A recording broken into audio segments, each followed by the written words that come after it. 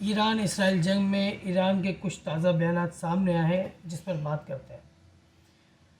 آیت اللہ علی خامنہئی نے کہا ہے کہ ایران متحد ہے اور کبھی سرنڈر نہیں کرے گا۔ امریکہ کو معلوم ہونا چاہیے کہ کوئی بھی فوجی مداخلت ناقابل تلافی نقصان کا باعث بنے گی۔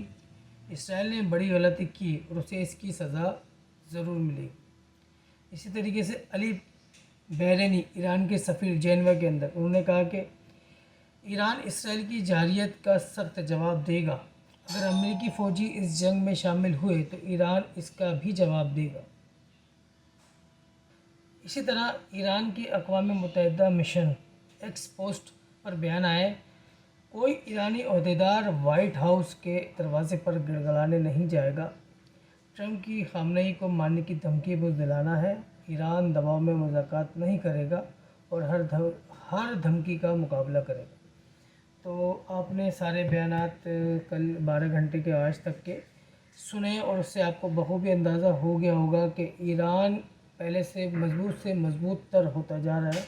حالانکہ اسرائیل نے ٹھیک ٹھاک بمباری کر دی ہے، لیکن اس کے باوجود ان کے حوصلے، ان کی دلیری، ہمت جو ہے ان کو داد دینی پڑے گی، اور وہ اس وقت ڈٹے ہوئے ہیں۔ وہ امریکہ کی دھمکیوں کو بھی خاطر میں نہیں لا رہے اور آخری حد تک، آخری بول تک وہ جنگ کرنے کے لیے موڈ میں بھی اور بالکل تیار بھی ہیں۔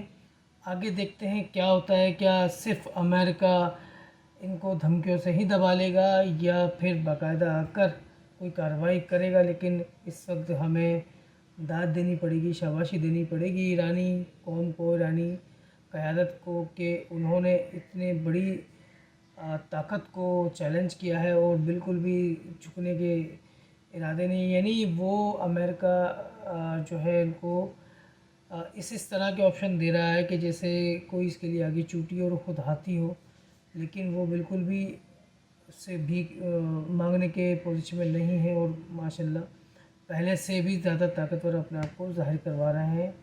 تو اگلی ویڈیو پہ دیکھتے ہیں کیا ہوتا ہے۔